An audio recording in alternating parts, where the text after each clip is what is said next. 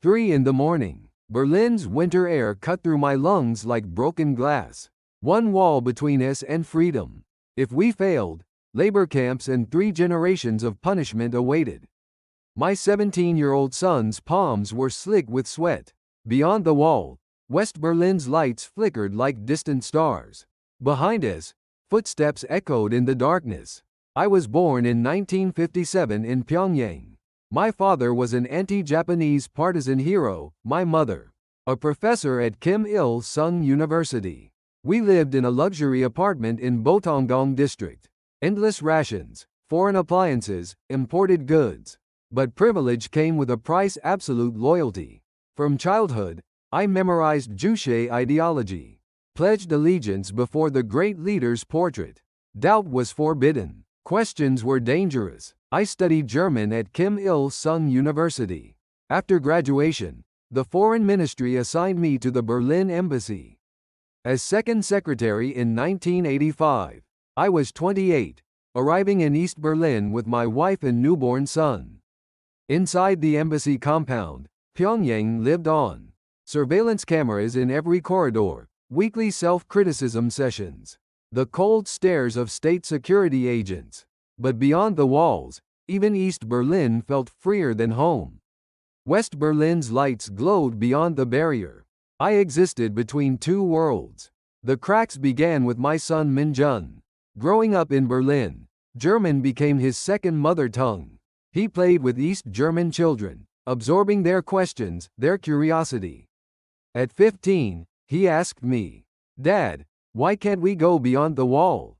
That's where the imperialists live, our enemies who want to destroy us. But why are those children laughing? Everyone at our school looks terrified." I had no answer. I recited the textbook response, but my voice rang hollow.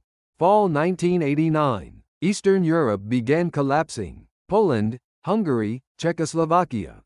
Then December, Romanian dictator Ceausescu executed on live television.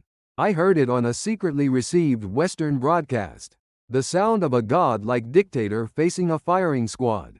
My hands trembled. The next day, Security Officer Park cornered me during a meeting. "Comrade, you looked disturbed yesterday.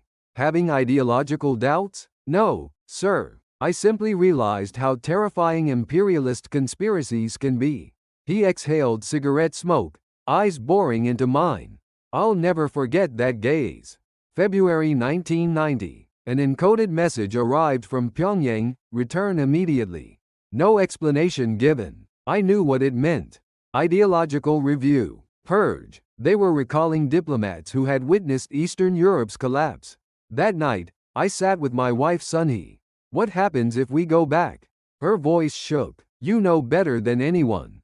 What about our parents? Your brother? 3 generations of punishment. The law of collective guilt." Silence hung between us. "We have to think about Minjun's future. He's seen too much already. Back in Pyongyang, they'll send him to a re-education camp. Then what do? We escape. Tonight, Minjun and I. What about me? Your health is fragile. You can't climb the wall. You'll come later through another route." Sunhee wept, but eventually, she nodded. Someone had to break this chain. Past midnight, I woke Minjun. "Get dressed quietly. We're going over the wall tonight." His 17-year-old eyes widened. "To West Berlin?" "Yes. Your mother will come later. Stay silent." Footsteps approached in the corridor. The security duty officer. He stopped at our door. My heart hammered. 10 seconds. 20 seconds. The footsteps retreated. We slipped into the garden. Cigarette smoke hung in the air. Officer Park stood near the wall, smoking. This wasn't according to plan. I hid Minjun behind the flower bed. We waited 20 minutes. Park finally went inside. I searched for the box I'd hidden. Gone. Only piles of dead leaves remained. Despair crashed over me. Then Minjun swept aside the leaves. There was the ladder. Someone had moved it. "Dad, hurry." I pushed Minjun up first. His light frame cleared the wall. As I climbed, a second-floor light blazed on. Someone opened a window. "Who's there?" I jumped. Pain shot through my ankle, but I ran. grabbed Minjun's hand and sprinted into the alley. Behind us whistles, shouts, pursuing footsteps. My lungs burned. We emerged into East Berlin's streets. 2 in the morning. Drunk revelers stumbled through the darkness. We blended into their midst. I pulled out forged East German identification papers, prepared 6 months earlier. Friedrichstrasse checkpoint, the final barrier to West Berlin. We joined the queue. A border guard examined our documents. Where are you going? I have relatives in the West. Delivering a late Christmas gift. I spoke fluent German. The guard studied me, suspicion in his eyes. Then chaos erupted. A group of drunks started brawling nearby, shouting, breaking glass. Move along, quickly. He returned our papers. The barrier lifted. We walked forward. Running would draw attention. I gripped Minjun's hand. The moment our feet touched West Berlin soil, my legs nearly gave out. 4 in the morning. We stood before the South Korean embassy.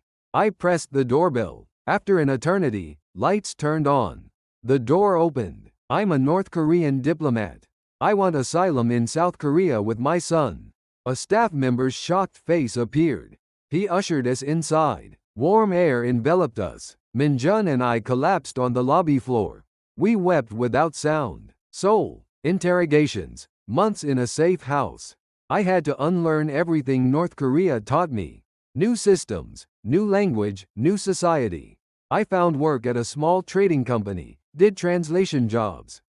Exhausting, but free. Minjun passed his equivalency exam. Entered university, studied international relations. He adapted to free society, found his path. 5 months later, a phone call. Sunhee had escaped through a third country. I went to Gimpo Airport. The gate opened. There she was. Words failed. I simply held her. Only tears. Now I'm a grandfather. My grandchildren laugh freely, play without fear. No surveillance, no suspicion. Sometimes I think of my parents left in Pyongyang. My siblings. The guilt of abandoning them still crushes my chest.